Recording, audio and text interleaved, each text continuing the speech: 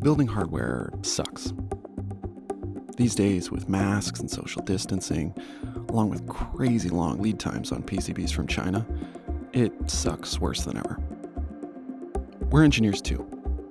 We know that you need to keep innovating no matter what's going on in the world. That's exactly why we made the Voltera V1. To let builders and designers take back control of their development.